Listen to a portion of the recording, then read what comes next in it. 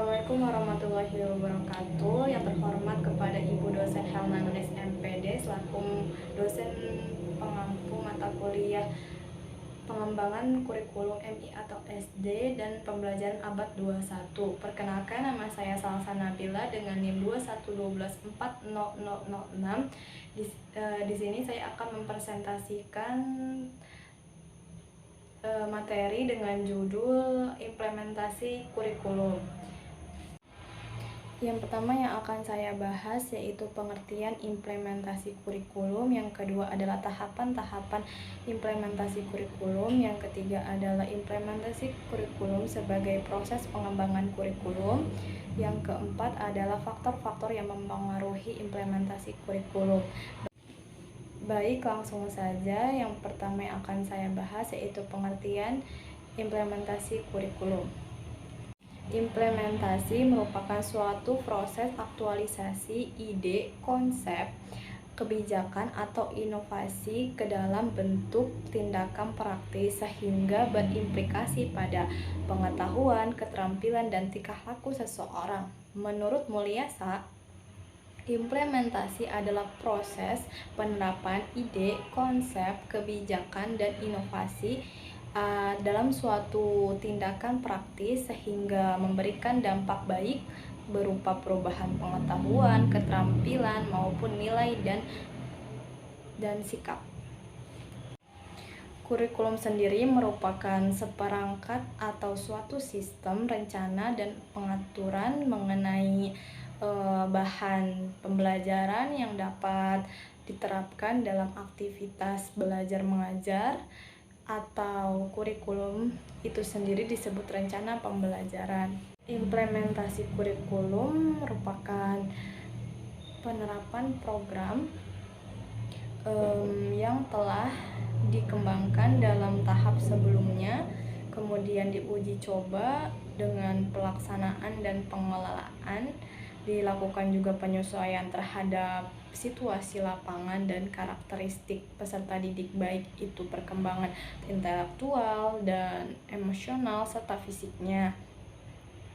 Miller dan Seller mengemukakan bahwa implementasi kurikulum merupakan suatu penerapan konsep, ide, program, dan tatanan kurikulum ke dalam praktek pembelajaran atau aktivitas baru sehingga terjadi perubahan pada sekelompok orang yang diharapkan berubah menjadi lebih baik.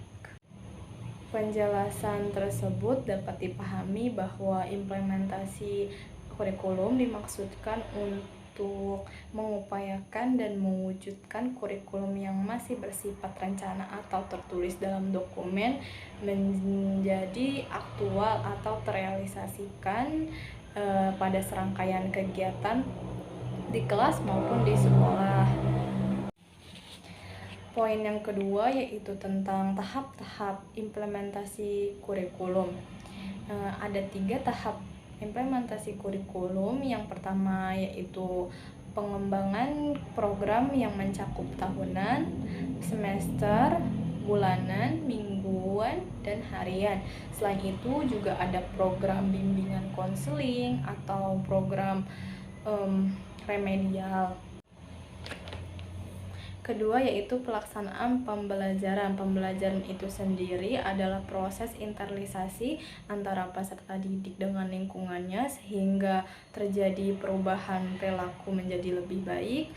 Dalam pelaksanaan tugas guru ini, yang paling utama yaitu mengkondisikan lingkungan agar menunjang terjadinya perubahan perilaku bagi peserta didik tersebut menjadi lebih baik.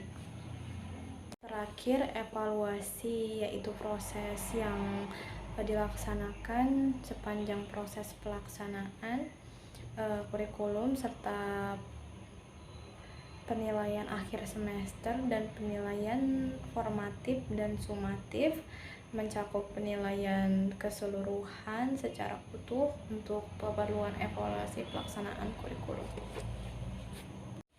Ada 4 tahapan pengembangan kurikulum dilihat dari tingkatannya, antara lain yaitu pengembangan kurikulum pada tingkat nasional, yaitu terdiri dari pendidikan formal, informal, dan non-formal. Yang kedua yaitu pengembangan kurikulum pada tingkat institusi. Yang ketiga, pengembangan kurikulum pada tingkat pelajaran. Yang keempat dan yang terakhir, pengembangan kurikulum pada tingkat pembelajaran kelas. Poin yang ketiga yaitu implementasi kurikulum sebagai proses pengembangan kurikulum. Sebagaimana yang dijelaskan oleh Umar Hamalik dalam buku Manajemen Pengembangan Kurikulum, kurikulum merupakan suatu program yang disediakan untuk siswa dalam bentuk kegiatan belajar, tujuannya untuk meningkatkan perkembangan dan pertumbuhan siswa. Pengembangan kurikulum merupakan suatu proses yang menyeluruh sebagai bentuk kebijakan nasional dalam pendidikan yang disesuaikan dengan visi, misi, dan strategi yang dimiliki nasional. Proses pengembangan kurikulum mulai dari perencanaan, pelaksanaan, monitoring, serta evaluasi. Poin yang keempat yaitu faktor-faktor yang mempengaruhi implementasi kurikulum. Fulan mengemukakan faktor-faktor yang mempengaruhi kurikulum yaitu lingkungan sekolah yang berkaitan dengan fasilitas, kinerja sekolah, dan sarana pendukung yang lainnya. Yang kedua adalah masyarakat, yaitu dukungan masyarakat sekitar, kerjasama dengan industri, usaha, dan ketiga, kepala sekolah, yaitu pemimpin sekolah yang berkaitan dengan manajemen pada kepemimpinan sekolah. Yang keempat, yang terakhir, guru, adanya respon, dukungan, partisipasi guru dalam pelaksanaan kurikulum. Kesimpulan yang bisa saya sampaikan dari materi hari ini yaitu implementasi kurikulum dimaksudkan untuk mengupayakan dan mewujudkan kurikulum yang masih bersifat tertulis atau rencana menjadi aktual atau terrealisasikan dalam pelaksanaan pembelajaran di kelas. Adapun tahap-tahap implementasi kurikulum yaitu pengembangan program, yang kedua pelaksanaan pembelajaran, yang ketiga yaitu evaluasi. Adapun implementasi kurikulum sebagai pengembangan kurikulum yaitu merupakan suatu proses yang menyeluruh sebagai bentuk kebijakan nasional dalam visi, misi, dan strategi yang dimiliki nasional. Ada 4 tahapan pengembangan kurikulum, yaitu pengembangan kurikulum pada tingkat nasional, yang kedua adalah pengembangan kurikulum pada tingkat institusi, yang ketiga adalah pengembangan kurikulum dalam tingkat pelajaran, yang keempat, yang terakhir yaitu pengembangan kurikulum dalam tingkat pembelajaran di kelas. Yang terakhir adalah faktor-faktor yang mempengaruhi proses implementasi kurikulum.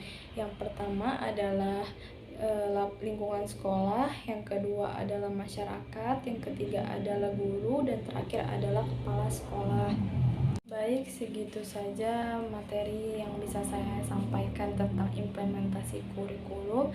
Bila mana ada kesalahan yang disengaja maupun tidak, tolong dimaafkan karena saya masih dalam tahap pembelajaran. Cukup sekian dari saya. Assalamualaikum warahmatullahi wabarakatuh.